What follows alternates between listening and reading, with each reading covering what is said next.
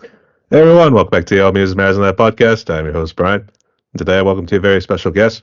We got Hunter, and then we got Nathan from the band, and I'm hoping I pronounce it right. I'm sorry if I pronounce it wrong. Neurotic. How you doing today? Yes. Hey, Yeah. hey, how you guys doing today? Doing great. Enjoying my day off. Same here. It's the weekend. It's always got to be chill. Nothing That's the better. deal. Yeah, that's for sure. Like I said, which part of the world are y'all hailing from? Massachusetts. New England. The New England Patriots. Back in the day. No, not that. That is team. Now mine. I'm a Broncos fan. Oh yeah, Broncos. Why'd you come out of Colorado? You're from Colorado. No, I was asking you. Sorry. Oh. I just, as family-wise, always loved the Denver Broncos. Yeah. All my family just likes the Patriots. I'm more of a standalone guy in the group. I'm a hockey guy, so They love the Bruins. I love the Bruins. the Hurricanes. Those are my two. Hurricanes? Yeah. This is an odd bunch right here. Oh man, we're jumping all over the place. So, Oh yeah, we're an odd group. Don't worry. Mm-hmm. I was checking out some of your posts last night there too. So I think Hunter was messing around with his little board. I'm not too sure how it works with guitars. So I'm more of a drummer. So I think Hunter, you can fill me on like what you were doing with that little machine that you were doing, kind of messing with Nate. You guys were trying to like maybe get into like the next song. Oh, I was trying to mute it. I was trying to turn off. Yeah, I was trying to turn off his tuner so he wouldn't have any signal. Yeah, and I kept using a phaser, which makes an alien noise through my bass amp. Yeah. It's just So I was funny. like, now we got an unidentified flying object flying over us right now. Who knows? There might be a UFO around. At some point, I'm not too sure how it works because you're seeing all this crazy shit these days. Like the Oh, whole yeah. thing, government's releasing these secrets right now. We're gonna bring it to Area 51 next. So Yeah. yeah, Hey, we'll have a show there one day. Oh my god. right in front of an alien spaceship. So yeah, we get high with Aliens, ET. So those guys, yeah. Yeah. All right. But I guess how you guys been recently? What's new? Not much. We have two upcoming gigs. One is October 19th. That's going to be in Danielson, Massachusetts at the Yep. Connecticut. sorry, Danielson, Connecticut. I'm literally like from 2 towns over from there, which is bad. So yeah, that's in Danielson, Connecticut, October 19th at 7 p.m. And then the other one is November 9th in Pepperell, Massachusetts at the Fitzpatrick Collaborative Auditorium. I don't know what time it is, so Nate can A say. day before my birthday. It's around, I think James booked it for around like maybe I think it's Is it around like fish? 5 o'clock. I think. Somewhere around there. Somewhere around there, yeah. But yeah, we're gonna have fun. Yeah, we're gonna have a lot of fun. And I guess a happy early birthday to Nate. By Thank the way. you. He's turning 21. Yeah. Big 21. Big It's gonna 21. be legal to drink now. So, Yes. Thankfully. First thing he's going is a strip club. No. Oh man, we're going that far already. We're gonna have an episode of The Hangover next. So yeah, We're those guys, man. the other guys, we should say, or something like that. Yeah. Gotta make a little joke to the Will Ferrell and Mark Wahlberg joke. So yeah, Amazing movie. you get to elaborate more here on the music and everything else here, just a little bit here too. But Hunter and Nate, I want to welcome you both here to my podcast right here. So the way this works is I just ask some questions. Let's get to know the guys behind the music right here, and let's get to know you both as the musicians and as the individuals as well here too. So you both ready? Yes, sir. So I guess let's go by seniority here. So I guess who's the oldest between you two? Me. All right. He looks younger. It's a facial hair. You gotta get rid of the facial hair. So Hell no. Mine's just blonde, so it doesn't show. Cap. Like, it's probably showing those Targaryen traits or something. Hear that, Lannisters or something like that. So, all right.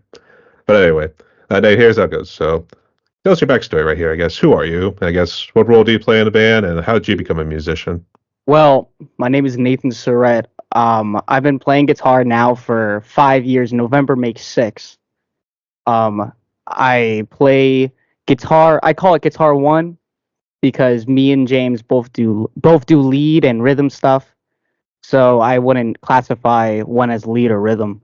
But I started really getting into guitar mainly because of my mother. and my dad, they used to play a lot of the Southern rock and 80s hard rock in the car. When I first heard Eddie Van Halen for the first time, I fell in love with 80s hard rock, and then growing up listening to the new stuff like when in the early 2000s, like the Nickelback, and finding my own, sound being of when I got into high school, I found the gateway drug that is Metallica, and I spiraled out of control from there. So yeah, the main reason why I'm so driven with music is probably my parents, definitely, and I'm thankful for it ever since. Yeah, That's for sure. Actually, yeah. it's like bro, I was from a different mother, we should say, because I was really big into Van Halen back in my young days too. Mm-hmm. My dad had those little cassette tapes. It was all mainly from the Van Roth days, and then Mm-hmm. he mainly just had the two from the Van Hagar days with 5150 and then OU 812. Yes. My mom had Van Halen 1 on CD all the time in the car. And that's all I grew up. That and Def Leppard. All of it. Actually, as soon as you said Southern Rock too, I thought maybe you're jamming out the Freebird a good bit. My father loves Leonard Skinner. He loves Leonard Skinner, The Outlaws, and Foreigner are his picks. So I have everything in between. So you take the Southern Rock, you take the 80s hair metal, and you smash it together, and you get me, a guy who loves metalcore and thrash metal. I don't know where it came from, but it just came out of nowhere. I probably came from this guy a little bit too, probably. Really. In a way, yeah, I could see why. Yeah. I guess since Hunter is pretty much the basis here, he almost got like the Cliff Burton look right there. So is it? Definitely, man. I got the denim on denim look always. Right. So I guess what's your story here? So I started playing acoustic guitar around, give or take, 2018, 2017, somewhere around there.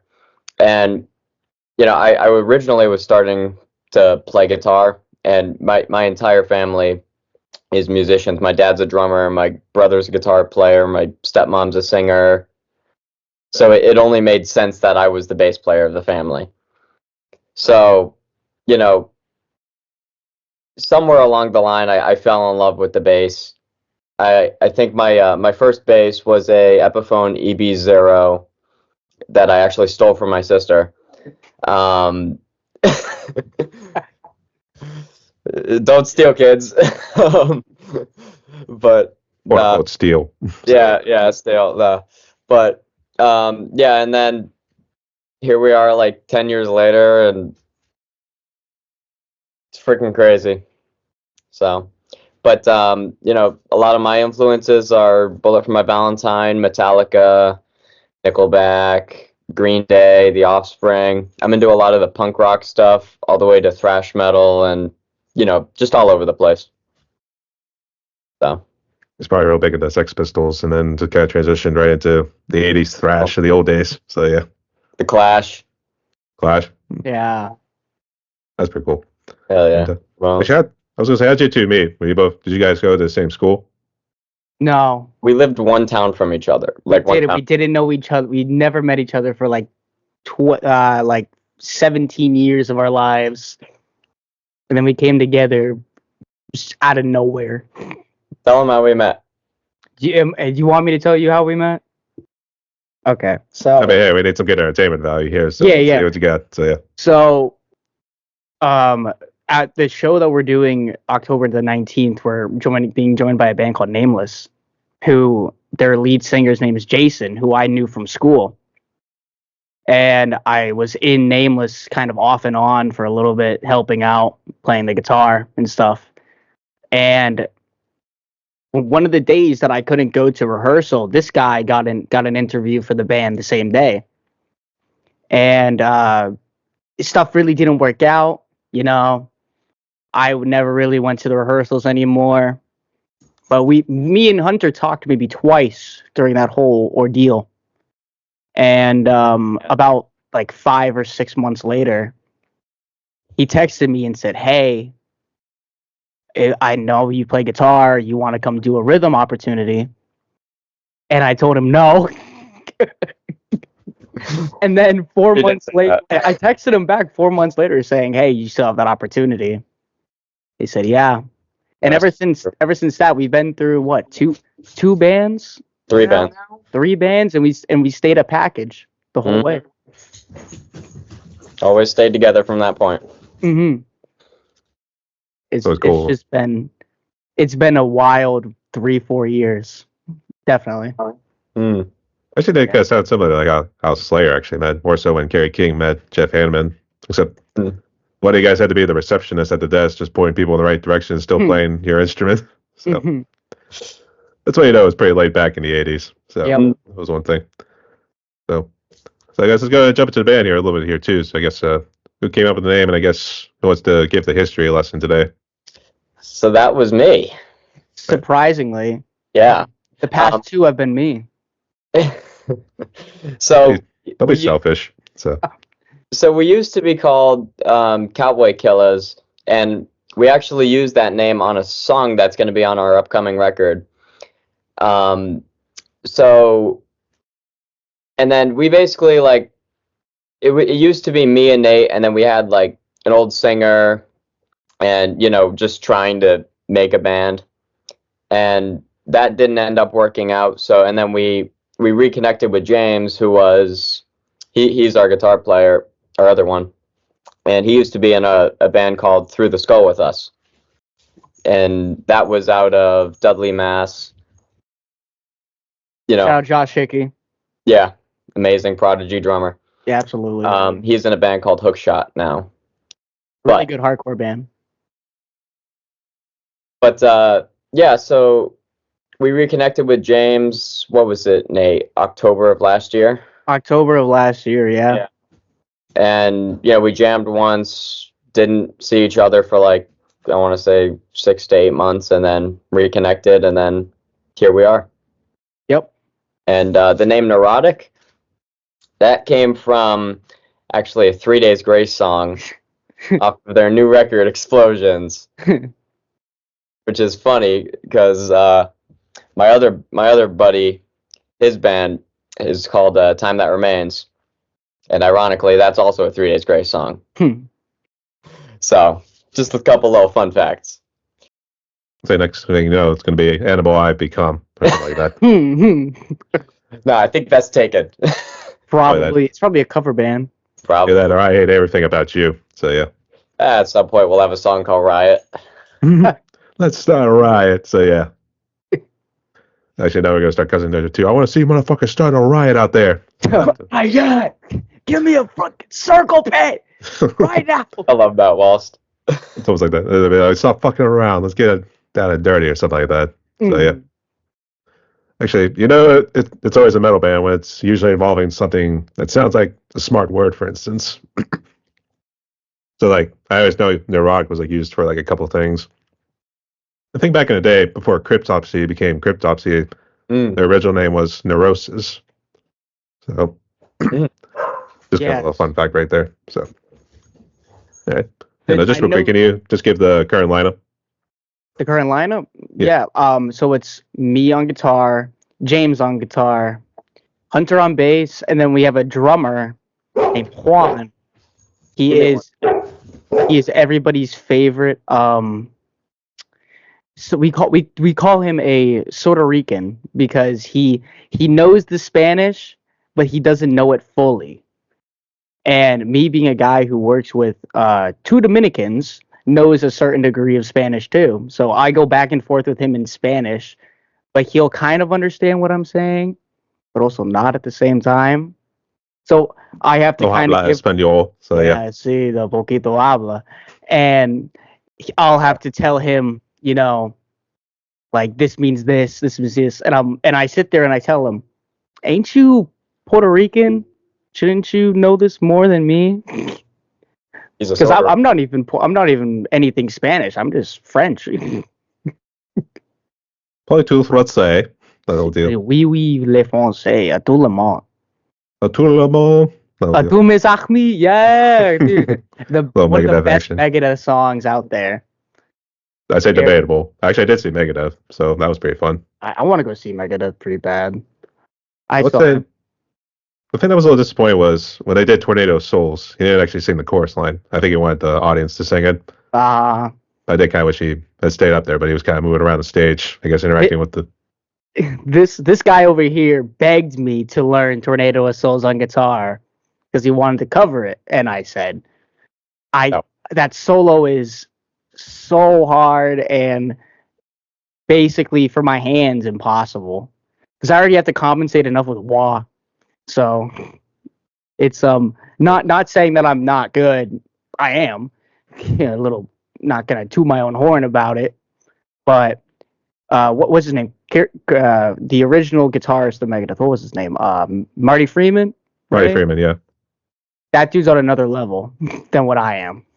Definitely. I was trying to remember the first band he was part of. Cacophony, that's what it was. Yeah. It's actually, he was in Cacophony, then he joined Megadeth. I guess when Mhm. they, I want to say that Rest in Peace was the first album that he was on. I'm not too sure. I have to recheck that history again. Mhm. I know Megadeth was kind of notorious for jumping between guitarists. Still to this day. Is that This new guy, he's younger, but he at least, to his credit, he actually stuck to the real original source material. He pretty much almost played it almost exactly note for note. yeah. That's pretty good. That's pretty fun. And then actually, we were going to joke. Do you know how to say like the rent has been set at $2,000? Do you know how to say that in Spanish? There, Nate. The rent's been set at $200. Something like that. Yeah. No. Like, I only know my words son. like come here, stay here, ven acá, poquito, and a shit ton of swears in Spanish. How about like Many. I always thought Bruja was actually horror or something like that for some Bruja. reason. Nah, the one that I will say is come mierda, which is you're a piece of shit. That's like my favorite one. Gotta get this demonetized now. Oh, Say no. that. Be like, oh my gosh, this guy's not American anymore. That'll Yeah, do. you bleep it. Joe is Dominicano. He's been replaced. I think we're seeing the replacement theory play out right now. So, fortunately, we scared some conspiracy theorists to actually demonetize us now. So, but you're all good. You're all good. That's actually pretty cool. So, I guess how'd you meet the other two guys? I guess did you guys just do a whole bunch of things online just to say like, hey, help wanted, that sort of deal? We didn't meet Juan. Me and Hunter didn't. James, I think, what was it? James put up a Facebook ad. Yeah, he was on a like the Facebook pages and the groups. He met Juan through some sort of New England Facebook page. I'm not entirely sure which one, but he came out to jam and it worked. I love Juan so I'm a much. bass player. I connected so much with him as a drummer, and it just clicked. Just like that. Yep. No deal. Mm-hmm. Gotta love it when life comes together like that too. So yeah, I can see what you mean. Mhm. And I was trying to check out some of your music, and actually, Nate, before you joined, I was actually talking with Hunter because I was checking out Spotify. I did find, I guess, a different group that was named Neurotic too. But I guess, are you guys still getting your hands dirty, trying to get into the streaming and everything? Yes, we've been trying to get down the songs to at some point put out an album, which also comes with putting out singles, because the old band Cowboy Killers, we put 2 out, and then it didn't work, took them down. But one of the 2 songs. Hmm? We're reusing one of the 2 songs that yes, we are. Funny old song. it's called Balls and Nicotine. Yes, sir. The classic. We So- I don't like to classify us as comedy metalcore, but we have like one song that is literally just a funny song, and that's Cheese Balls and Nicotine, which is Hunter made that song, and it's great. I really like it. It's a really good song. The riff is really fun. Mm. The lyrics are. I don't even know how the hell you even came up with those lyrics in the first place. So that's actually a funny story too. So I was on my buddy Jake's couch. He's in Time That Remains, like I was saying, and I was literally just chilling with the group. I had a bucket of cheese balls and I was hitting the drool, And I just said I want to make a song, and that's what came out. So You grab inspiration from just about anywhere these days. So, Yep. yeah. pretty much, we have fun. I mean, I know about other bands that kind of use like comedic lyrics, or I should maybe say like song titles, for instance, too. I know like Devil Wears Prada. I thought Chia Dos was probably another one that was known to do like funny song titles or something like that. Mm-hmm. But maybe the lyrics like delve into like serious issues. Mm. So, Yeah, but actually, do Ailstorm. what was it? I said we're huge into Ailstorm. Yeah, we love the metal. pirate metal. Yeah. Pirate metal. Yeah. I mean, I saw Dwarf Metal not too long ago, so at this point, I Oh. should be surprised. Rose. Oh, I want to go see them so bad. For real. And then, actually, it was the Callous Dow Boys. I think that was like what I would consider like maybe a comedic sort of metal. I don't know if you guys heard about them. Callous Cowboys? Yeah. That's a funny Like name. reverse Dallas Cowboys? Yeah. Callous, like someone's being callous, for instance, and then Dow Boys, like DAO, and then boys. Uh-huh. So, I'll always give got a them a bit of joke. listen. yeah. Actually, that sounds pretty funny, too. And his name was something with Pink Envelope. I wish I could remember. I just heard that song the other day. It wasn't bad, but it was always like changing certain dynamics of the song. It's not like just one particular genre anymore. They really just want to try to keep you guessing. That's their deal. Mm-hmm. So it's an interesting group. So I Yeah. recommend you guys check them out. So, Yeah. you guys talk about influence. I guess talk about some of the gear that you guys use, like currently with like your live, and I guess what you use in terms of music production when you're in the studio.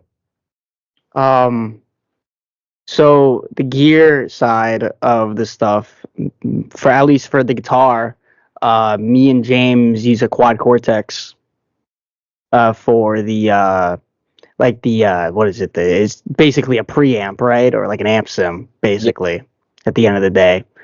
The thing works wonders. I love it. I have a little bit of a pedal board. It's not huge. I have a what's the tuner? Because I know I have Dario tuner. yeah, the Dario tuner. Me and Hunter use the same wah.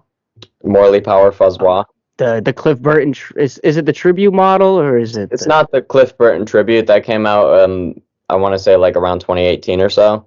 Mm-hmm. But it's just the normal updated Power Fuzz Wah. Yeah. But it works wonders for both of us. It's basically a wah and a fuzz built in the same thing, and it works wonders. It's a reliable pedal. I used to have a Crybaby, and I used to hate having to turn it off with my foot. Me too. And that one just shuts off automatically when you're done.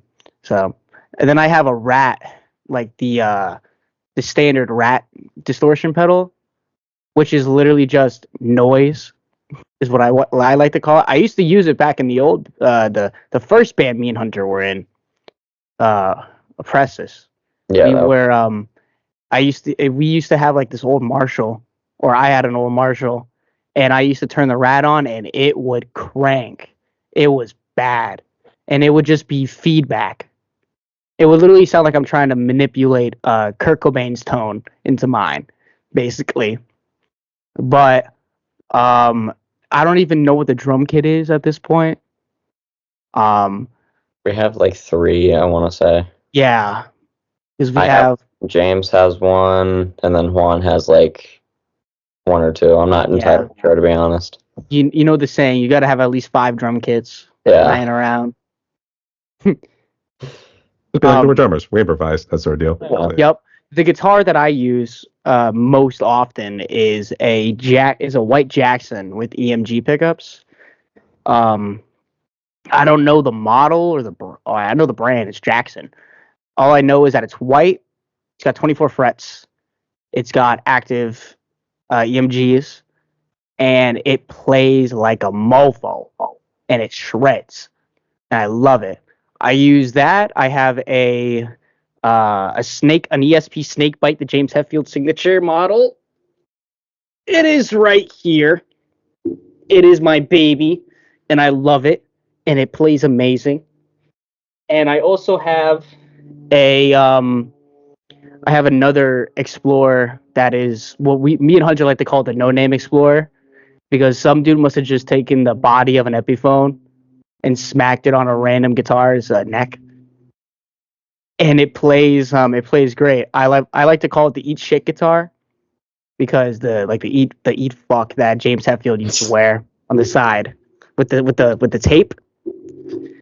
We carved EETSHT into the side of it one day at Hunter's house, and we just kept it, and it's been a staple for my my gear, at least as of now. But Hunter, you should say yours because you know me, I have no clue what you use, bro. So for my bass rig, so for an amp, I use a Fender Rumble 200 watt, or maybe it's a 250. I'm not entirely sure. One of the two. But it's a, it's like a little 3-foot amp. It's a 15-inch speaker. And this is a funny little story about that amp. I used to have a little Carvin, bass combo amp, and I loved the speaker of it. And one day I used to live in this really old, like 20s house, and I plugged it in to play one day, and the head just exploded into flames. So I kept the speaker around for a bit, and I eventually switched out the Fender speaker that's within that Fender Rumble with the Carvin speaker, and it's been like that to this day, and I just love it. It's little things. For a pedal board, I use the Diodario tuner. I have a Ibanez Tube Screamer. What else do I have? I have classic Tube Screamer. Yeah. The Morley Power Fuzz Wah. I have a delay. I have an MXR EQ. I also have an MXR chorus and an MXR octave pedal. And you have my flanger hostage. Yeah. Basically. And for basses, I mainly use LTD guitar or LTD basses. I almost just called them guitars for some reason. Yeah, so I mean, technically it is a guitar, but it's just a little different. So yeah, it's a bass guitar. there's a difference. So yeah. Yeah, but so I have two LTDs that are 5 strings. One's a Stream 205, and I completely forget what the other one is. I actually think what's the guy from Slayer? Tommy Arara. That guy. He Tom Araya. Yeah, excuse me. Sorry, you're good. I have It's still early, and the weather's making us a little drowsy, so it's okay. But go ahead. Yeah. So I have one of those 5 strings, and then I just picked up a LTD 4-string that's a flame top sunburst. It's on my my Instagram page. It's this one right here, and she is just beautiful. Plays like a dream. And then I also have another red LTD 4-string. That's just kind of normal style of bass. Plays like wonders. And then I have an Ibanez pink bass. I'm not sure all the model numbers. You know how Ibanez are, like G 50 different numbers. But yeah, and I mainly for on the bass I use the bridge pickups. I like a lot of treble and a lot of mids and a lot of bass. I just crank everything up pretty much. And it works wonders, and I love it. That's pretty cool. Actually, the way you were describing how the head of one of your amps or guitars just burst into flames, I was like, it was like in this case, a haunting in Massachusetts or something like that. Pretty much. Oh my god! Heaven's light just came through my window. Yes. That's why I was waiting up at that too. The heavens just open up on Nate right there. So yeah. Oh, hallelujah. So yeah. And, I also forgot to mention, me and Hunter. Well, Hunter mainly does backups, but I do most of the singing in the band. We do have 1 or 2 songs that I do kind of do the Mike Shinoda on. So I try to do like the little rap style, like the old Linkin Park. not necessarily rap style, just kind of the idea of having 2 different vocalists on songs. Yeah. Like I take verses, he takes choruses, for example. Yeah. So Actually, I was going to be doing Somewhere I Belong along those lines Yeah. next. I did Faint a while back. We used to do Faint in the old band, but my voice couldn't comprehend the chorus somehow. But I do also like to say, I have the playing ability of James Hetfield and the vocal ability of Dave Mustaine. That's what I like to say that about myself a lot. But I'm getting better. The more I keep practicing, the better I keep going. Sure. Actually, I was just going to say, when he said Dave Mustaine, I was thinking of the Creature for some reason, which I would say that's my favorite from the album, just because of like the way the rhythm just all goes and everything too, just kicks right in your face and that sort of deal. Yeah. So, all right. So I guess while we wait on Hunter, I guess we'll get to the hard topic of COVID right here too. So, so it sounds like this group was kind of formed during like when the COVID was like on the down, for instance. Yes. So, I guess how bad was COVID for you, family, and then I guess what were you doing music wise? During the pandemic, it was so I was still in high school when the pandemic hit. I think I was a sophomore in high school when COVID hit, and everything became online at that point. And being a guy who loves guitar and has horrid ADHD, which is really bad ADHD. When you would wake up in the morning at 7 o'clock and say, "Man, I gotta go to my computer and get on for class," and then I'd see the guitar out of my eye, and I'd be like, "Oh, I guess I could get a little bit in before class," and then that little bit of fiddling would turn into an hour and a half of practice, and then COVID online tanked my grades, which ultimately ended up junior year of high school me dropping out and then becoming a landscaper. Shout out to Hunter, he's also a landscaper. Not at the same job though, different place, Different cities. different cities. But I think I got COVID. I like to say I was the first person in Connecticut to get COVID. Like, you know how it hit in March? I got really sick at the end of November in 2019, and I was bedridden for 2 weeks, and I felt like crap the entire time.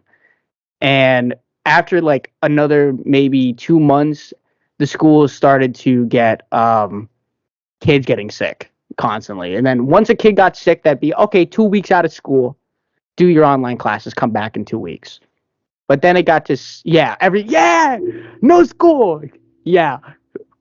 God help us after those 2 weeks, because then those 2 weeks turned into 4 months and then the whole year. And it was bad.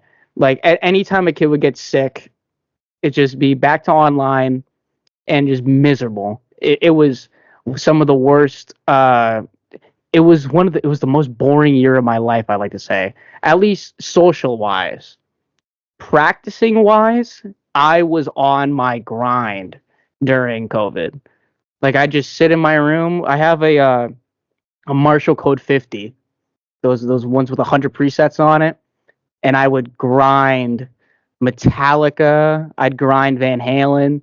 I actually around that time I breached out into like what was it? Dire Straits. I learned Money for Nothing that year by Dire Straits, and I started just putting in so many hours on guitar that I said to myself one day, I'm already so into this that I can't stop. I just can't. And I don't really think, I think my mom got COVID around like a little after I got it, and then my brother got it, Nick. He got it.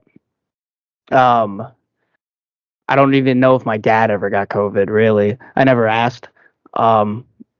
It was an experience in the lockdown because I wasn't in a band. I don't know if I think Hunter, you were in a band, right? Around that time? Yeah. In Woodstock. Yeah, I was in a band with Ben Chase, who's in a couple bands up by Boston. I'm not entirely sure what now. And then a kid called Nick White. He goes to Berkeley, and basically, you know, them going off to college kind of closed the casket for that band. So, but yeah. Something like this. Mm-hmm. That's a Shut the door. Yeah. And I guess, Hunter, what was your story like during COVID outside the group that you were a part of?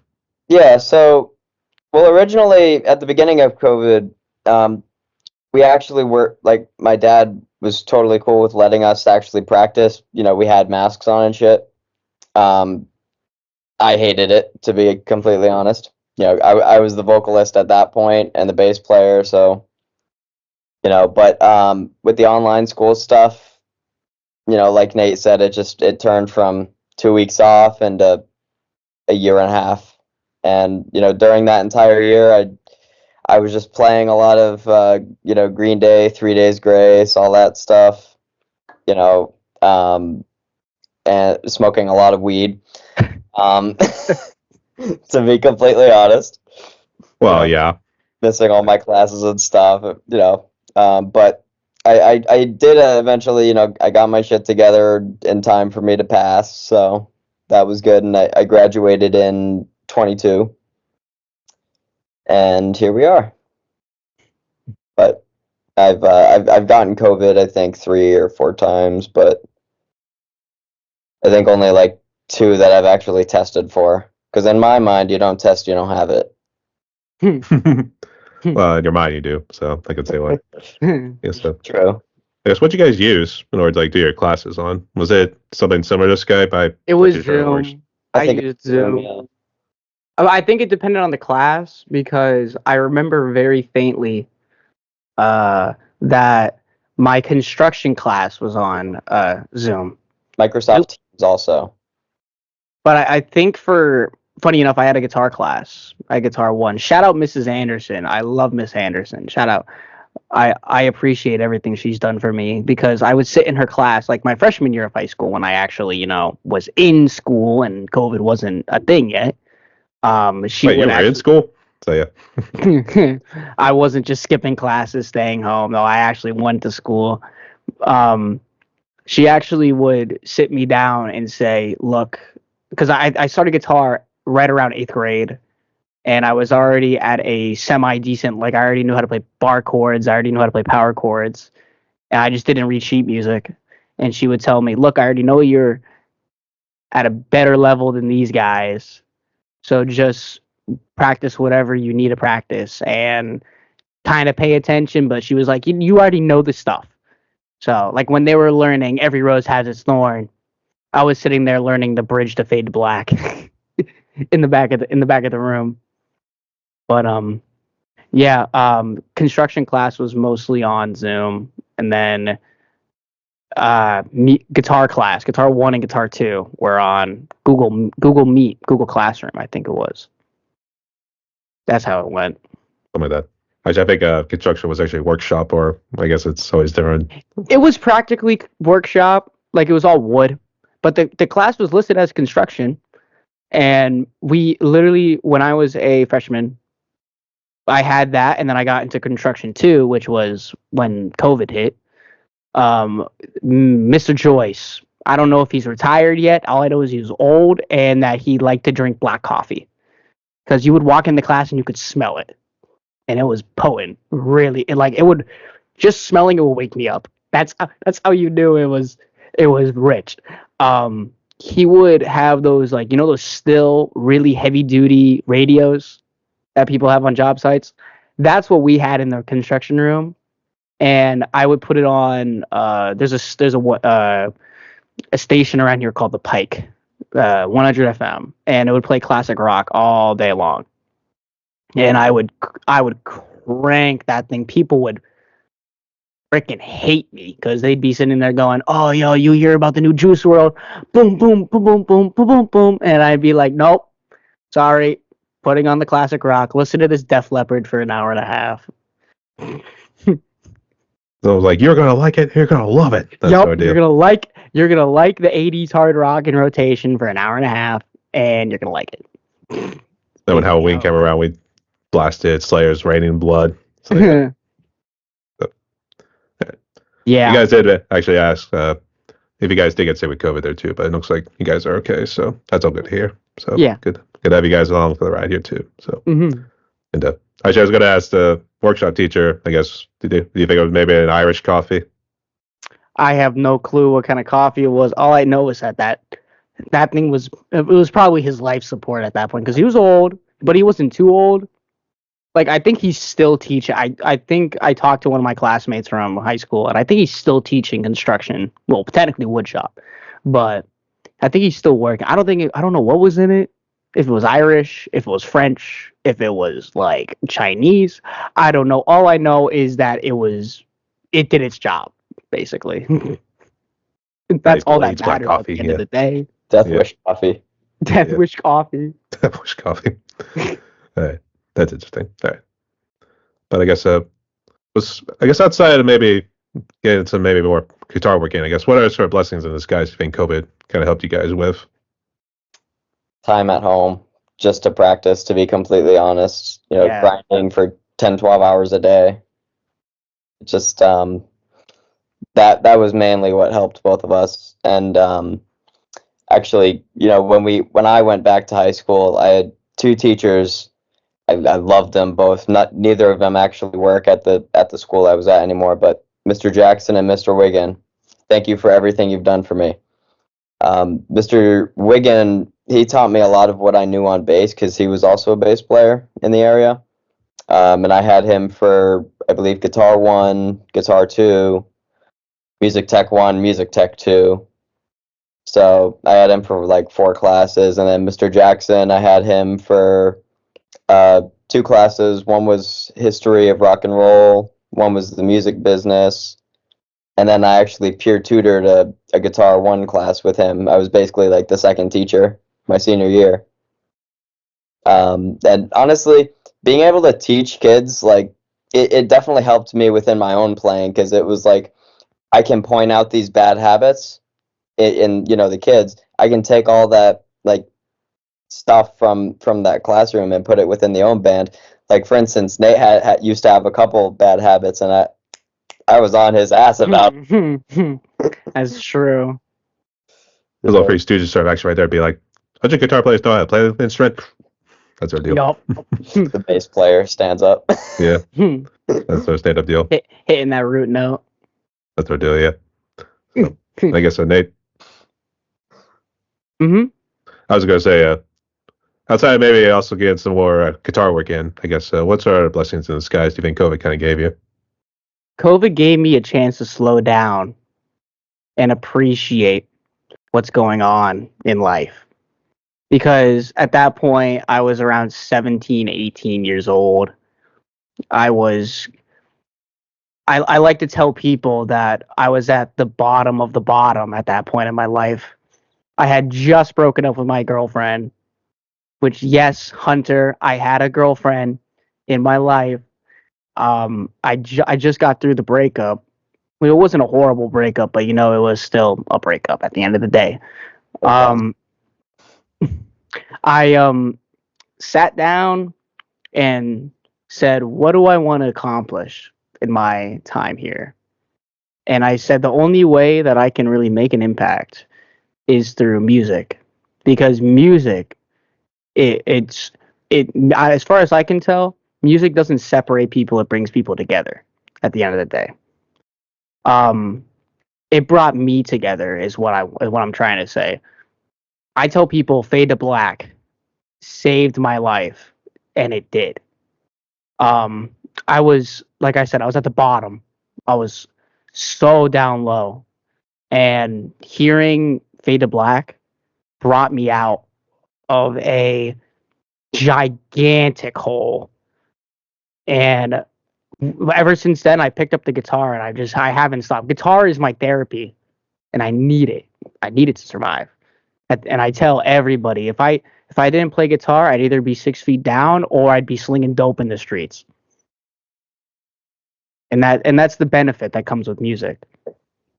So Nate, I guess you could say I saved you a little bit there, eh? You've saved me, and I've saved you multiple times. That is very true. We've been there together for We have. years. That's good to hear. Brothers to the end, so that's good Yep. to hear. And actually, it's interesting you brought that up because there's actually a friend of mine I actually interviewed. He lives in my neck of the woods as well. He actually used to work in juvenile corrections, but he would actually bring in the music sort of production because he was more of a turntable sort of artist, those sorts of folks. And he would actually help out these kids, mostly African American, who were, you know, growing up in the thug life, if you wanted to call it that. Mhm. So, but actually, that music really helped out, to say the least, here too. And then, of all things, the state cut that program, which was major Mhm. BS. So, and it's tragic to say the least here too. And I don't know if any of you guys know, but do you guys do any sort of programs like that to kind of help out with juvenile corrections or anything?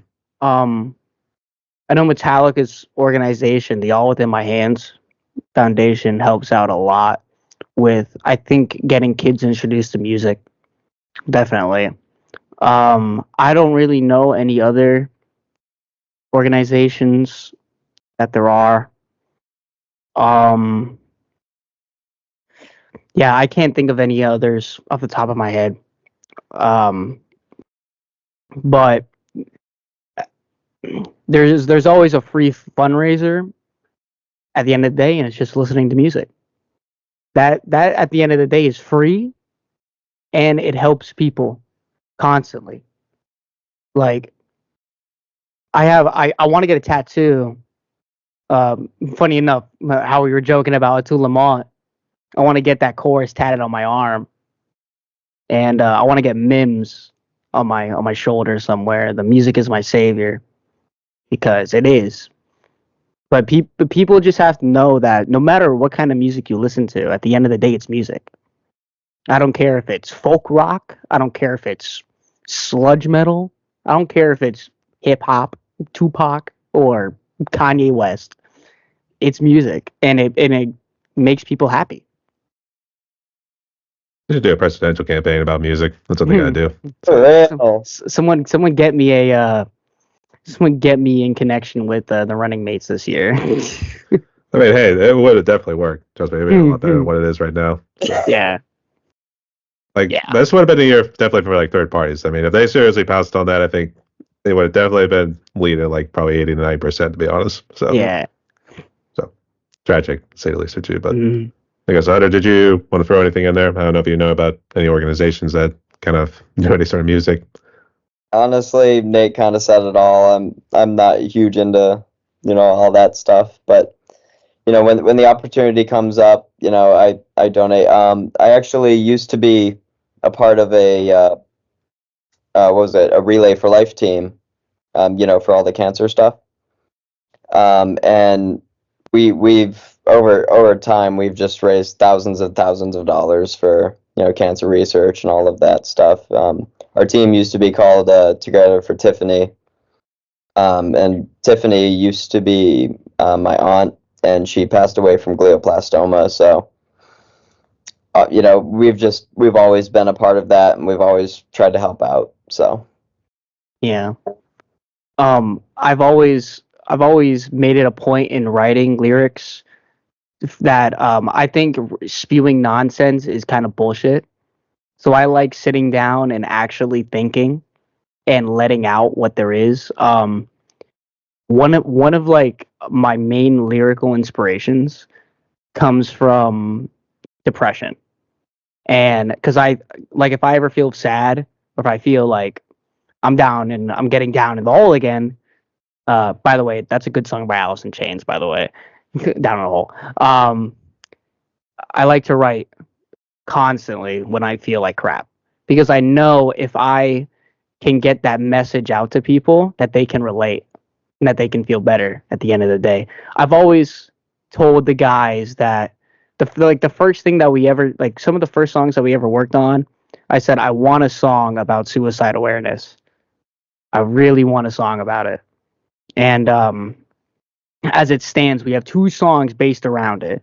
We have one called Nola, which is a ballad, and then we have a song called Struggle, which is about a guy who, ends up sadly taking his own life, and then Yep.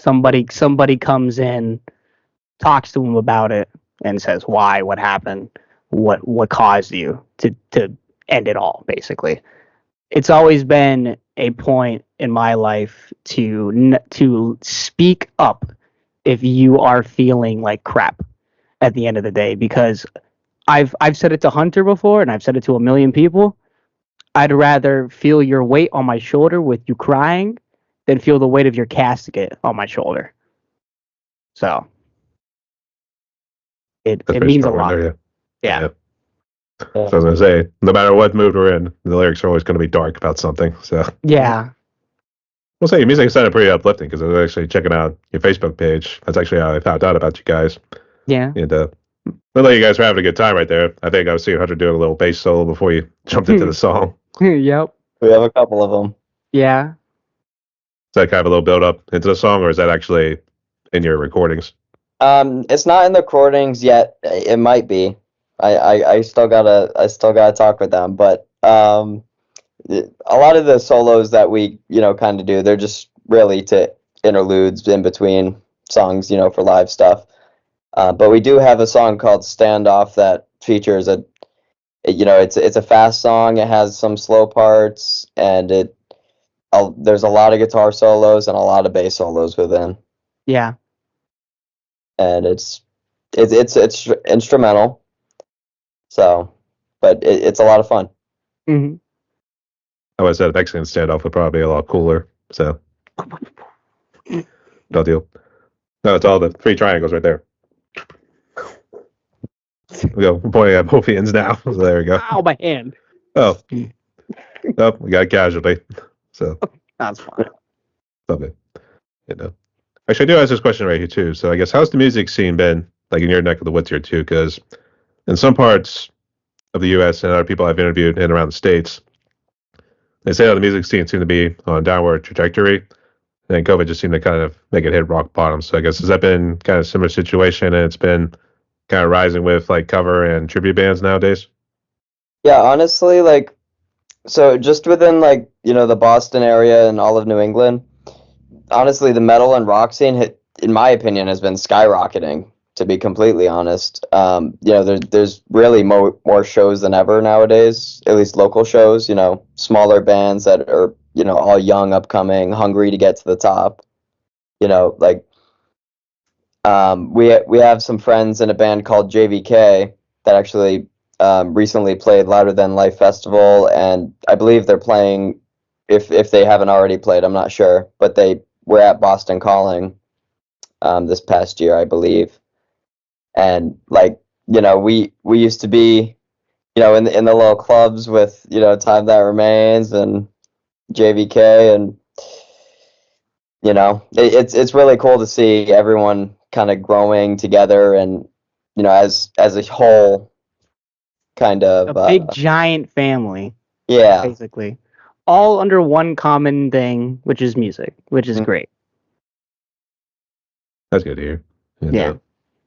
I was going to say, we now became what Metallica and all the West Coast guys, and now we brought over here to the East Coast. So Yep.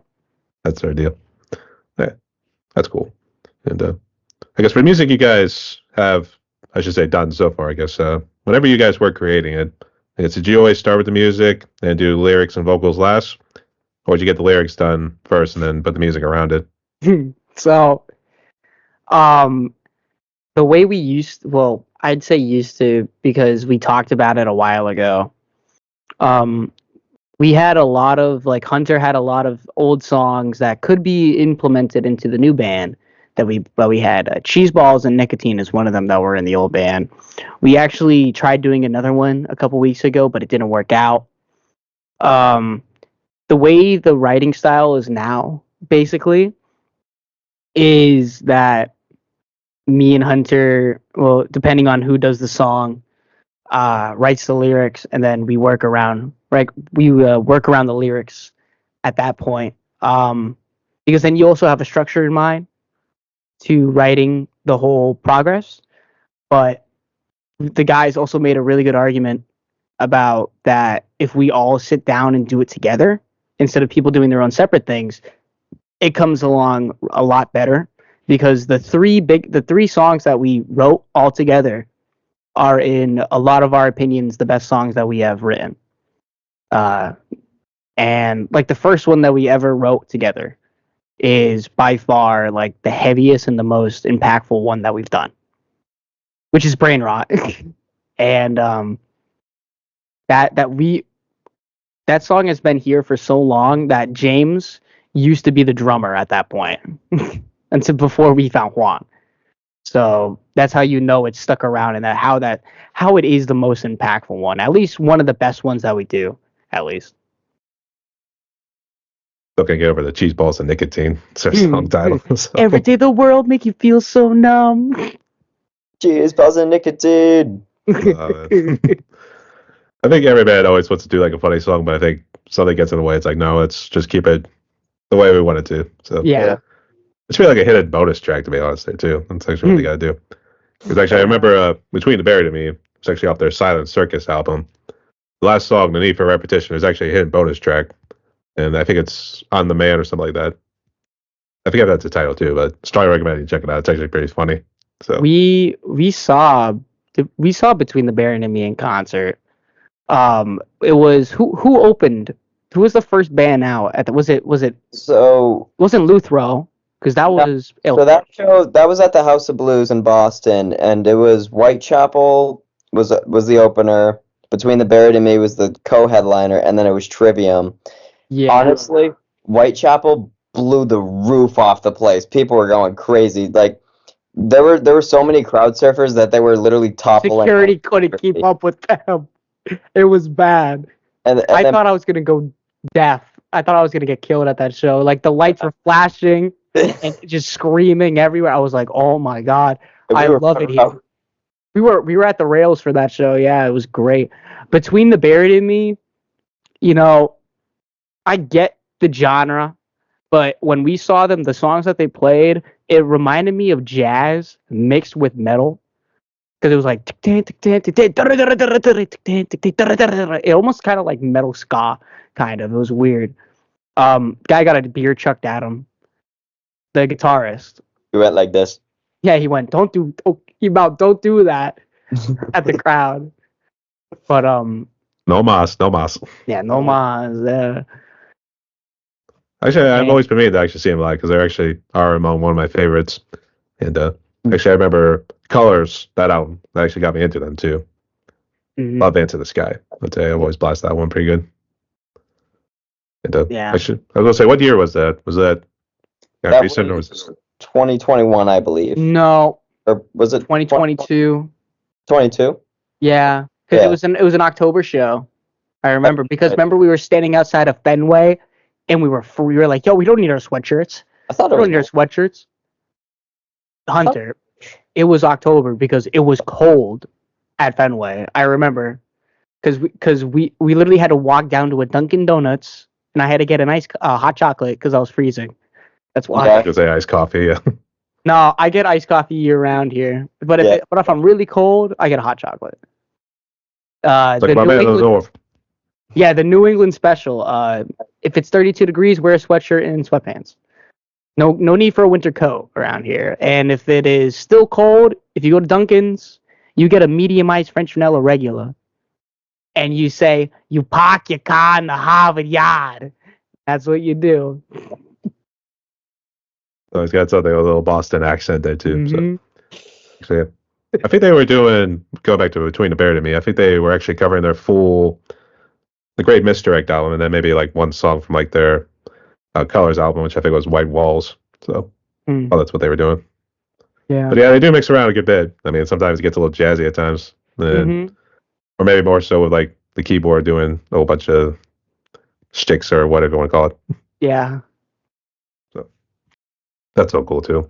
I was like, did you get any videos of it? I was gonna say that would have been so cool. I have videos of the Whitechapel. I know I have videos of Whitechapel, definitely. And Trivium. And Trivium, definitely. Oh my god, Trivium was so Oh. good. Oh, we got guitar picks from all three groups that night.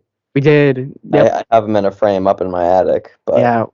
We're actually going to see Trivium again and Bullet for my Valentine, the co-headlining tour that they're doing in North America. We I heard about it, or Hunter texted the group chat about it, and my eyes lit up because when I saw Bullet in Worcester, the Palladium, that was one of the best concerts I've been to because it was, like how there's a circle pit or there's a mosh pit. The whole crowd was a mosh pit. That's how it was. I thought I was like, I won't say I was in fear for my life, but when there's 6 foot dudes all around you and they're bumping into you and you're a 5'8" guy like me, I was kind of scared. But no, I'm wicked excited for May. Yeah, May 2nd. Hey, yeah, we got VIP tickets. Mm-hmm. Because I also Yeah. remember when Whitechapel would line people up on both sides and they come running against each other, do like The a wall of death. all death. I always like call it a horde of zombies or something like that too. So It it's could kind be of like called that too. that. When you think about it too, it's almost like a big pile of zombie bodies afterwards. Pretty much. Actually, it was a while back. I actually was in high school when I saw Whitechapel, and they came back woods. I live in the Pittsburgh region, Mhm. and Mr. Small's Theater, that's what it was called. And there were 3 other groups. One was called Kamikabe. Actually, this is where I found out about the band The Contortionists. I don't know if you guys heard about them. It doesn't ring a bell. Pretty good. I recommend checking out Exoplanet. That was pretty killer. So That's the guy I found out about him too. And I was like, wow, that was pretty damn good. And then Whitechapel came on. They did what Whitechapel always does. And I'll tell you what. I heard their newest song, A Visceral Wretch, Woman Runs Every Wretch, or something like that. And he's still got. I mean, the guy, ageless. I'd say he's ageless. So They're insane. they Still knows what he's killed doing. it. They were really good. There's also another local band, not really local, but a very small band that me and Hunter both love. Their name is Luthro, and I think they opened for Ailstorm when we saw them at the Palladium, and it's this symphonic metal band, but it's with a chick lead singer. Dude, they Awesome kick, dudes. yeah, and 4 giant guys, and they kick ass. Like I was blown away. Like I was like, oh my god, these guys are like really good. I have the CD here still. It is signed right here on the cover. It is, what album is this? Harith. Did the singer leave you a heart on that one too? She did. Yeah. I think she was into me. I got Give all you a little kiss on the side right there, Nate. Oh, I wish. Yeah. That's so cool though too. So all right. You guys did talk about your lyrical content here too, I guess. Have you guys always dealt with sort of dark subjects, and then every now and then kind of delve into the funny ones like cheese balls, nicotine? We had an old song in the old band called IBS. And if you don't know what IBS stands for, it stands for irritational bowel syndrome, which basically happens when you have indigestion. And I think we were driving back from Dunks, smoking the dart, and we were in like 3 minutes when we got home. I was in the passenger seat smoking a cigarette, and my stomach churned so bad that I thought it was over for me. At that second, I was like, "Oh my god, it's over." And I sat there and I said, "Smoking a dart, going to Dunks. I gotta take a shit. Fuck." And Hunter was like, "Oh my god, Write that down. That could be a song." And I said, "Really? Yeah. All right, let's go write it." 40 minutes later, we came up with the most stupidest song known to mankind. And I still want to play it at a show. To this day, I still want to. Those are the only lyrics, keep in mind. Yep. It's that at the beginning and then at the end. And that's it. It reminds me of Beans by Nirvana. Don't say that. We get the inspirations from anywhere there too. I guess if it was more so the coffee that kind of turned your stomach, or what'd you have before then? It was the mix of coffee and nicotine is killer, in my opinion. Yeah. Coffee, especially iced coffee with a lot of cream in it, churns my stomach pretty easily, but I love it. So it's like I'm not lactose, definitely not, because I love cheese, and if I was lactose, I would have known by now. I think it's always that and nicotine, that mixes, and just nothing comes out good at that point. It's bad at that point. It's your stomach just can't comprehend it. The mix of nicotine and caffeine, basically. It's like oh my gosh. Yup, the curl over it. Oh, yup. You see, that was like a flash photo finish, just trying to get to the toilet. So Yup. Yeah, no, some low life scumbery motherfucker went and spread diarrhea over the bowls. So yeah. That was Nate's story of his life right there. So that's pretty cool there too. And I guess jumping here to the next one right here, I guess what challenges do you guys face these days being musicians? Each other. Each other. Definitely. Compromises are one of the main things that we struggle with, because I get that everybody has their own vision of how a song wants to go. And especially with this guy over here on the bass guitar. We've gone back, but like me and him argue probably the most out of the band, basically. But we've known each other for so long that it doesn't really, it's not bad, but it's still an argument at the end of the day. Like we've argued, you want to sound it this way, someone wants to sound it that way. That's really the biggest struggle that there is nowadays in the band.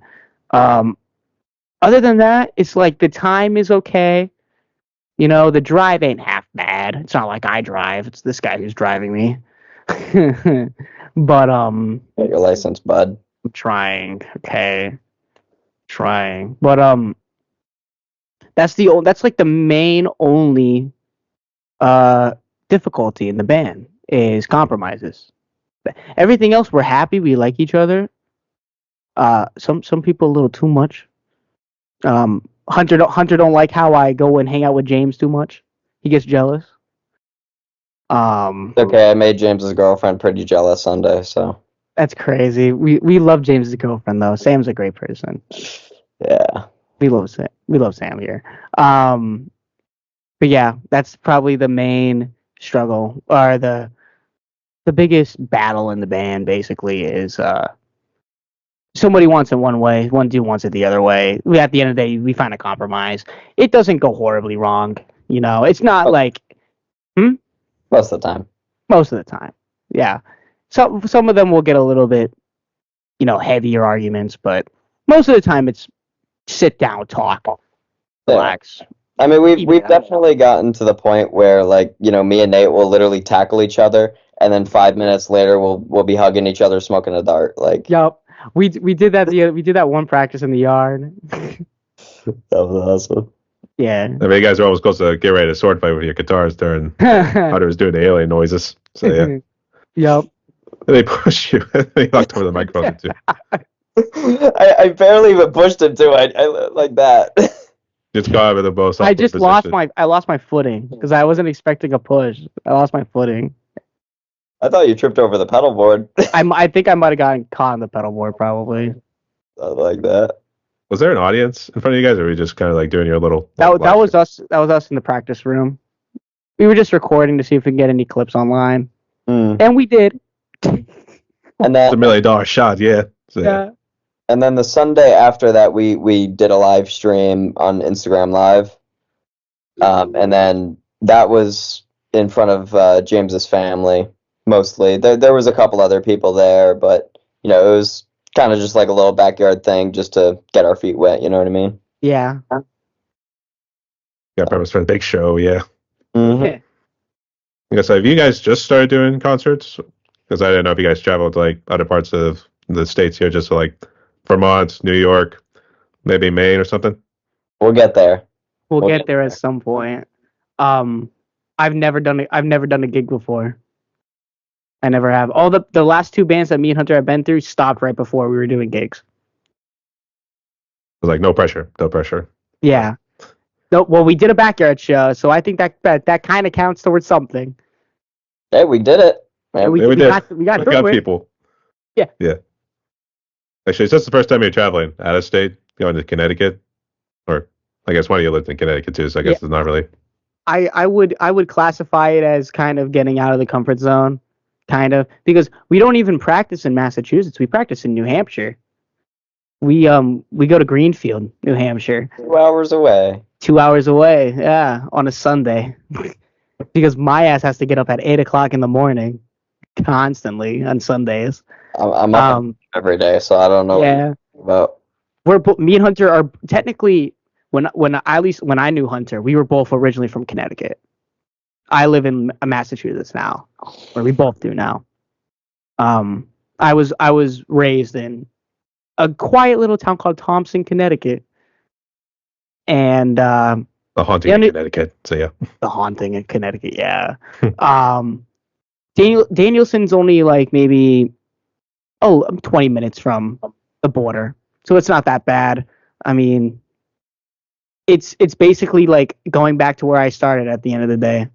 I'm back in Connecticut, where I was for. Yeah. It's basically a hometown show, just not a home city or a hometown. It's just the home state. But yeah, Seems like you make a James sound like an illegal alien when he crosses the border. So yeah. that's all good there too. So Yeah. that's all got your travels right there as well. I guess wherever you guys are going to tour next, I should say tour. So we'll see what happens. So so before we jump into this next question, I guess, so what social media are you guys on? So we are on Facebook, Instagram, TikTok, and YouTube as of right now. TikTok's a pain in the ass, though. Yeah, they won't let us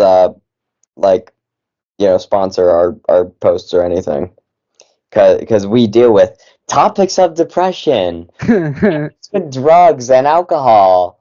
Yeah. Oh, and swearing. Profanity, drugs, and alcohol. It does not mix well. So, No, but Instagram, Facebook, YouTube, those all are going pretty good. We're actually starting to get a following on all three of those, which is nice. Who commented on the post today? Oh, right, Jamie Matthias from Bullet for My Valentine. He left I woke up to a comment on one of our posts. Let me try and find it real quick. He gave us. make sure it's not an imposter. No, it's the man account. We got the blue check mark. Yeah. Well, I'll be. Yeah. That's on our Cowboy Killers post. Look at that beautiful stage in the backyard of James's house. Oh yeah, the banner kept giving us such a hard time. The freaking banner. We duct taped it like 3 times and it kept falling off. I was gonna say, how are you guys even still alive if you had to duct tape the stage? That was the deal. So, hey. But actually, it was kind of related to this question right here, too, I guess. Because what advice would you give to musicians who live in your neck of the woods, and also what you see on social media? So I know you guys are still pretty small, but I think it's always best to start off small and then work your way up. So I would definitely say to keep going and keep pushing and get your message out, whatever the message may be. Because my end goal, I've said this a million times, I don't want to get famous. I don't want to, get $1,000 a night. I don't want to, be on NBC doing a live show on TV. I just want to get to put out music that can make people relate, that can help people in hard times. And if your goal is to get your message out there to people, keep going. Who's going to don't let people tell you to stop. If it's what you like to do, keep going at the end of the day. And if you're from around our area, look around. There are places that you can rent out. There are VFWs that you can probably rent out. There's a lot of open mics.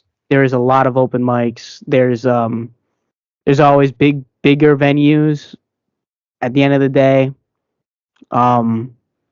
Yeah, there's a lot of opportunities. If you know somebody who's in another band, chances are they're looking for an opener. So at the end of the day, I would say $1,000 a night would sound pretty nice. So it would. If it's got benefits, if it comes with benefits, then sure. But it's not the end goal. Probably not, but it would be nice. Don't want to be like I mean, I'm not opposed to being like Metallica and after a show having 10 girls in my shower with me. Well, what is this, Game of Thrones now? Oh no. Jeez. Now it's a rated X sort of world right now. So all right. And Hunter? What? Your message my to message, people who are making music around here. Give us some advice, yeah, man. Come on. Aren't you supposed to be the smart one? So, Good time, okay. Nah, honestly, I just love to have fun, and I just love playing. Bottom line, that it's been my dream for freaking years just to be in a band and just playing shows, having fun, doing what we love to do, and I'm so like happy that this group is actually like it seems like it's really going somewhere, and it's so refreshing after years of just hard work, all for it seemed like nothing at the time, but it really all paid off in the end. Mm-hmm. But just keep going. Bottom line, don't let no one stop you. sorry for the comment out there. Figure we had to go need to see some comedy in there. So Make fun of each other all day. Don't worry. Yep. it's a metal band, also a punk band too. When you're making fun of each other. Oh well. So, yeah. I did forget that's too. I guess Hunter. I guess you mainly play with a pick, or have you mixed around with both pick and fingers? I use so that's a funny story.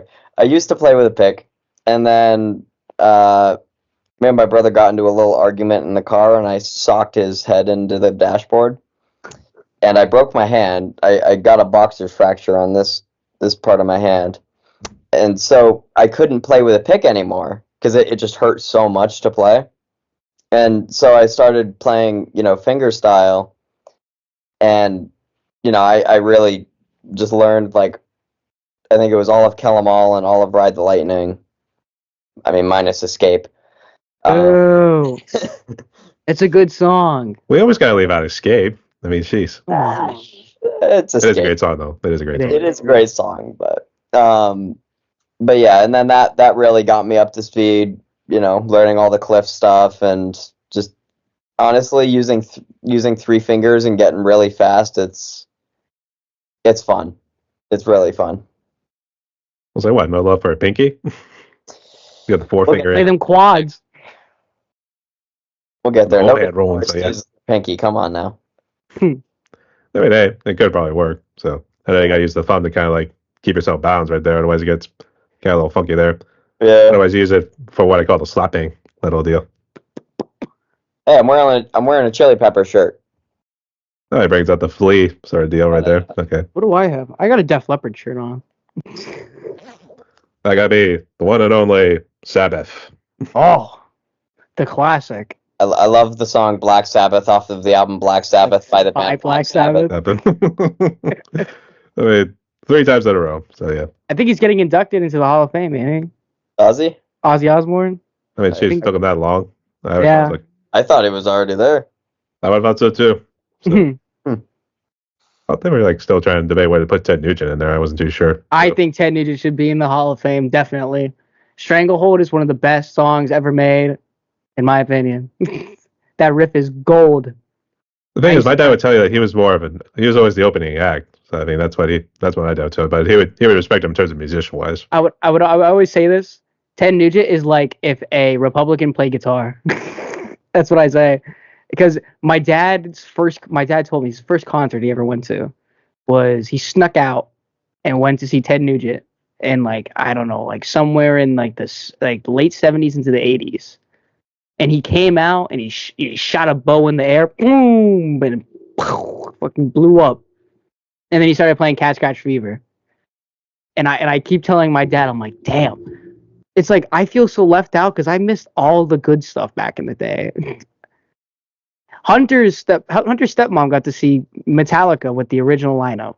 She saw them on I believe it was the Ride the Lightning tour and the Master of Puppets tour, both with Cliff Burton. That's so lucky. I'm so jealous. I mean, I wasn't even alive then, but I'm jealous. Well, they had Dave Mustaine as their original guitarist, and actually, James actually wasn't playing guitar at the time. I think it was before they did Kill 'Em All. I think Kill 'Em All, he might have actually picked up his guitar and started doing both vocals and guitar. But Mustaine was the lead. He was doing all the guitars.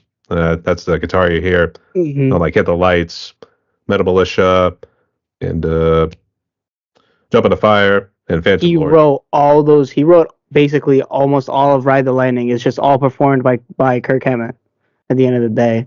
Ride the Lightning? No, not Ride the Lightning. Sorry, Kill 'Em All. Sorry. He Ride did the Lightning's my favorite. Lightning, the Yeah, song. Kirk. He also wrote the Spider Chord riff for Ride the Lightning. But I still say that when I go look, I watch Megadeth live and I watch Metallica live. At the dispute of them taking Mustaine's riffs, I think Metallica still did it better than the original guy who wrote the riffs at the end of the day.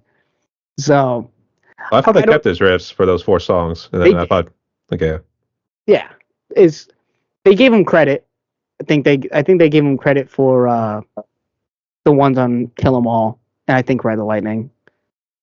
But apparently, Call of Cthulhu, the intro, the really the clean part in Call of Cthulhu, it's apparently also written by Dave Mustaine, and he uses it in Hangar 18, the opening. really? I'll Yeah, check that out.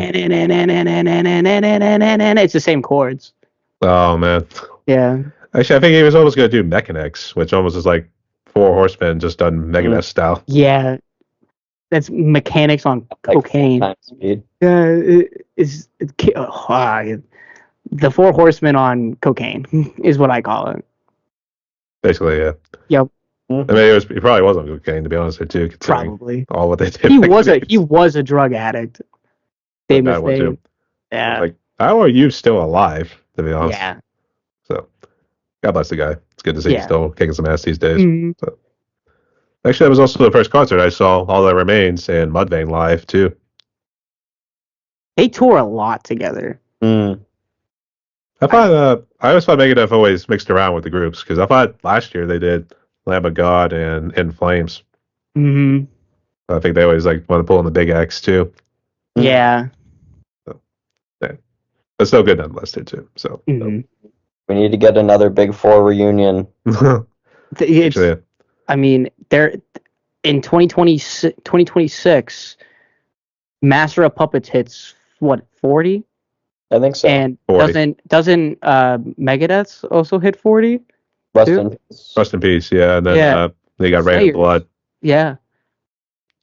I think that would be great. Oh man, I'd go see that. I've heard rumors about Slayer reuniting. They did. I thought. I've heard I think they were. I don't know. I'm hearing conflicting messages about it too, so I can sympathize. I don't know what's going on. So. It would be nice. That'd be Kerry King, Dave Mustaine, Kirk Hammett, and which guitar player is it from Anthrax? Guardian. Audio? No, I thought he's rhythm.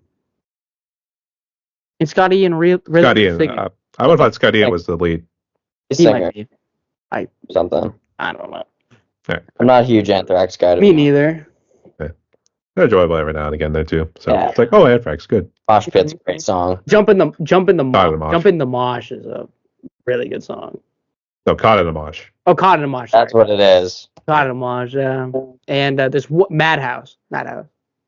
Actually, I would say AIR. I always loved AIR. So good way to open up the album too. So Mm-hmm. So Hunter and Nate, we're now down to the fun questions right here. So I guess here, Nate, we'll start with you. So Nate, I guess what would you say is currently your favorite food? I love chicken parm so much. I love chicken parm. I can't pick between a favorite, but I can list some. Chicken parm, mozzarella sticks, and when I went to Puerto Rico, I found my love for mahi mahi because it was really good there. Yeah, and my mom. Yeah, my mom used to love making chicken parm when I was a kid, so I've loved it ever since I was a kid. So you say you got Spanish and you got French. So I mean, like, do you also got the Italian roots? no, che cosa fotte di carne. Yeah, I mean, I played Assassin's Creed 2. I do. Does that count? I mean, I don't think it makes you Italian, but I mean, at least makes you feel like you're a badass jumping around, dirty crusades, like stabbing people in the necks, doing all that shit. So yeah. And then Hunter?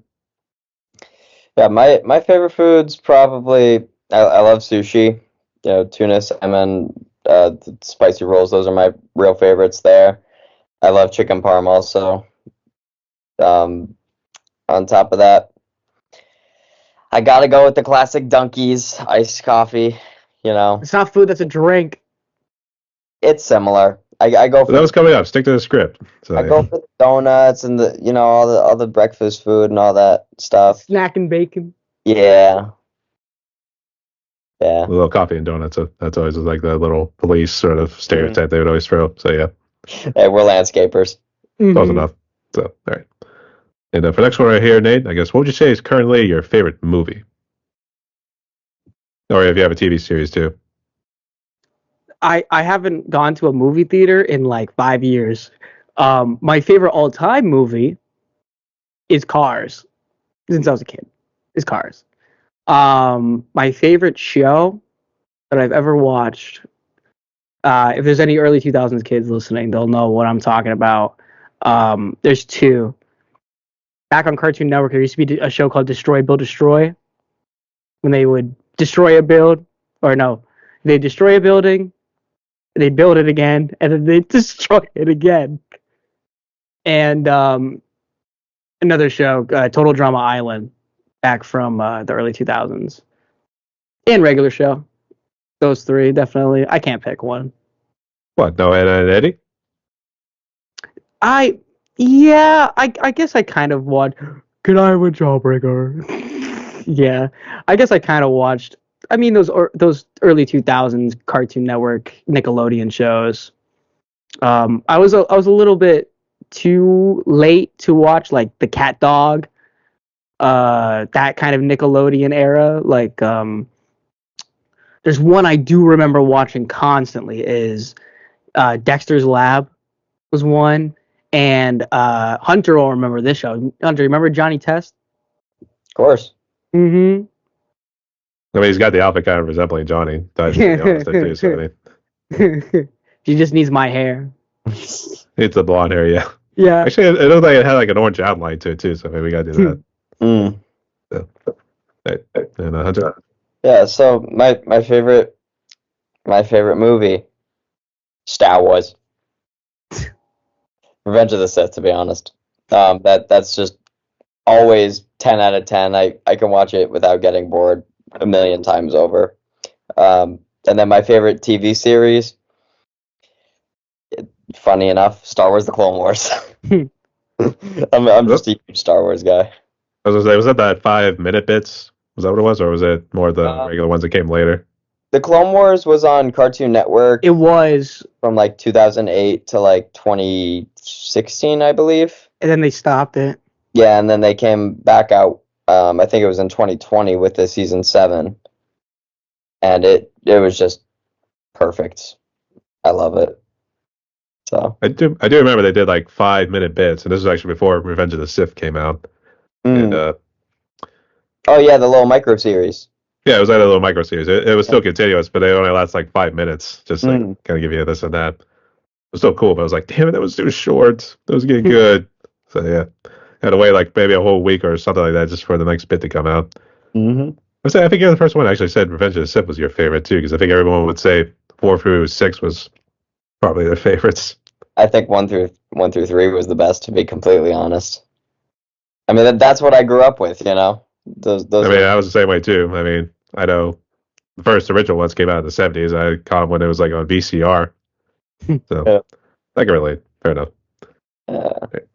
And now we can probably get into the drinks here too. So I guess, Nate, what would you say is your favorite alcoholic drink and non-alcoholic drink? My favorite normal drink is by far Mountain Dew Voltage. Not because of Ride the Lightning. Don't show that picture. Nate, what were you doing? That's a story for another day. I could spend 3 hours talking about that night. My favorite alcoholic drink is I really love Heineken when I'm feeling in my zone, or if I'm feeling relaxed, I like Coors. But like if from the local area around here, there's a drink called Masshole. which kind of sounds like asshole, but Massachusetts, Masshole, spelled Masswhole, and it's a lager, and it tastes amazing. There's that, and then Medalla, which is a Puerto Rican light beer, and it's awesome. It goes down so smooth, and I can pound like 6 of them and feel great. I was like, Yeah. want to injected some Puerto Rican genes into you now. So yeah, Yeah, maybe. it did Must something. have. So yeah. Yeah. And I think Hunter kind of already said it, but go ahead. Yeah, my favorite, regular drink, I got a, Dunk's iced coffee, medium ice, French vanilla swirl, 1 cream, 2 liquid sugar. That's how I say it. The usual. Yup. The ladies at Dunk's know me pretty well. And then my favorite alcoholic drink, I like IPAs and, just lagers, just beer, but I'm really not a huge drinker, it just not really my thing, but it's something I do once in a while, Fair enough there too. So Yeah. and for the last question right here, I guess, hey, what would you say is currently your favorite song in the mainstream world? And if you have one from the independent community, go ahead. My favorite song nowadays, that's hard. Shit. There can only be one. So There yeah, can only be one. Oh no. I think Hunter's going to spoil it right here too. So I've gotten into Rain by Trivium, really, really a lot, but I always fall back on Creeping Death by Metallica. Always. Underground. Again, I can't pick one. all right, go ahead. So yeah, To Kill or to Crave by Luthro. And then a really cool song called Technical Difficulties by Nameless. that is a technical difficulty right here. So They, yeah. And funny enough, I didn't pick the song that I featured on with Nameless. So Technical Difficulties is my favorite one that they've done. Definitely. I tell Jason it all the time. I'm like, dude, Technical Difficulties is probably the best song you've ever put out. Definitely. Yeah. I guess Hunter. My favorite song, and the song also got me into rock, just as a young kid, but "Porn Star Dancing" by My Darkest Days. That was the OG back in the day, man. It's just constant repeat. I love it. My favorite record, just in a whole, probably The Poison, "Bullet for My Valentine." What about your tattoo on your chest, senor? Right, yeah. Yeah, this guy's cheating. I love Green Day. American Idiot. I have 2 Green Day tattoos. Oh yeah, the bunny. Yeah. I see that too. I was trying to figure out what the hell that was. That bunny. I thought it was just a mascot for some. Yeah, it's the drunk bunny from what's it called Live as Fuck, I think was the record. I was actually saying that they were using it because I actually did go see Green Day. They were playing along with Rancid, Linda Lindas, and Smashing Pumpkins. And I guess before they were showing up, it kept showing that bunny, but it seemed like it was more of a mascot for like getting coffee, that sort of thing. So I guess he was drunk on coffee. Yeah, they did a new coffee line. I actually tried it last week at 7-Eleven. It's called Punk Bunny Coffee. It's pretty good. But yeah, nobody knows who's under the suit, but they always come out before the Green Day goes up. And it's funny. But actually, this is a cool little mini story from when I saw Green Day at Fenway on the Hella Mega Tour. On the speakers right before all the bands came on, they were playing Bohemian Rhapsody by Queen. And when I mean every single person in Fenway Park was singing that song, everybody was singing, and it was just beautiful. It's a lot of people have said that song is like the best song to ever be made. Practically. I think it is. Probably is. Hard to say, but I'd say debatable. But it was the same way at Pittsburgh too when they came here. Everyone was singing Bohemian Rhapsody. So I don't know how the legal thing works behind the scenes there too, but somehow they got it, so that's all that matters. It was a great show nonetheless here too. I actually got footage I'm gonna post pretty soon on my YouTube channel about it. Mm-hmm. So. We before we did it at the backyard show, we have you know how like every band has one of those songs that they play before you come out. Ours is "Gods of War" by Def Leppard, and I brought the idea to James because there's one thing that when me and James first met that we bonded over was Def Leppard. Because I was like, oh my god, my mom knows Def Leppard. My mom was a groupie for them in the 80s. You know, I've listened to Pyromania and Hysteria back to back more times than I can count. You know, it's like, why don't we put a Def Leppard song on before we come up? Yeah, sure. Okay, cool. Plus, it's a badass song. That works. Actually, I'm trying to remember the one song there too, and it's like I love rock and roll, long live rock and roll or something. Rock of Ages. I love Rock of Ages. Rock of Ages, still rolling. Yeah, I thought you were singing "I Love Rock and Roll" by Joan Jett. It was kind of along those lines there too, but no. Yeah. This one was definitely Def Leppard. The Rock of Ages, yeah. Yeah, that you do Foolin'. That whole deal. Foolin's a good song too. That's a really good song. That's how I want a ballad to sound, in my opinion. That song's perfect for a ballad. You should listen to it, Hunter. It's a good song. Yeah, Hunter, Yeah. what are you doing? Send me it, bro. Get into Def Leppard, Hunter. Might cover it one of these days. So Yeah, You see, the thing with most, I'm not saying all, but most 80s bands, open.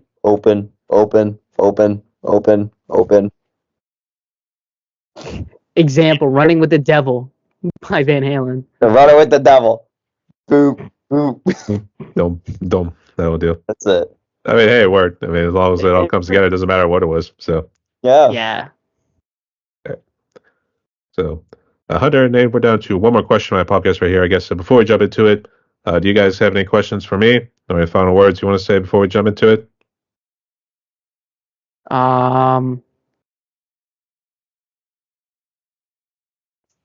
Thank you so much for having us, bro. Yeah, that's a good. Thank you for having us. It's been really fun. It's been great. I love being able to talk. I used to actually have a podcast back in the day, so it gives me nostalgia to talk for over an hour. It was really fun. Had a blast. I was going to say, was it sort of a music one, or were you just kind of fucking around? Just trying It was just random bullshit. At the end of the day, it was just like me. I was in the middle of high school. No, it wasn't that long ago. I was in the middle of high school because I took freshman year. I took radio, and I loved it. Like I got like a 97 in that class, and then I was like, man, I want to make a podcast, and I did. I was gonna make one with Hunter Knows Chase. I wanted to make one with Chase because he loves fishing, and I also like fishing, and we were gonna call it out on the pond, and it's literally just what you talk about when you fish. So it's just random shit. We never went through with it. Poured it in a canoe. no kayak action or something like that. So, all right. I was going to say we brought back a little nostalgia here too, but hey, maybe nice down the road. I would say whatever school you guys went to, I think that's what we need around here too. I mean, that would seriously be nice. I want to go to your school now. So, right. So there's no other questions right here too. Here's how the last question goes. And Nate, you can go first.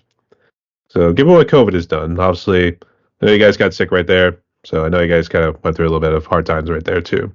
Nate, I think in particular, because I know you said you're kind of at a rock bottom sort of moment there in your life. So good to see you have made it through right there. But for those musicians and people who've been impacted by COVID or anything else in their lives, what's sort of message of hope could you give to musicians and people out there as we try to move forward in a post-COVID world? I will say one thing is that it gets better, and that you shouldn't believe that it doesn't get better, because it does. The more you talk to people, the more better you will feel. And I get that. I mean, it's kind of a stereotype with guys that you're meant to hold everything in and you shouldn't talk about it. It takes a big guy to express and let out and tell people how you feel. And if you're in a pit that you can't get out, talk to somebody, let them know how you feel, and ask them what to do. And if in that case you're not comfortable with talking to somebody, find a way that you can get out of that hole by yourself. Because at the end of the day, that's what I did. I found my own way out of the hole. Nobody threw me a rope, which is also my fault because I didn't really speak out either. But I found my own lifeline out.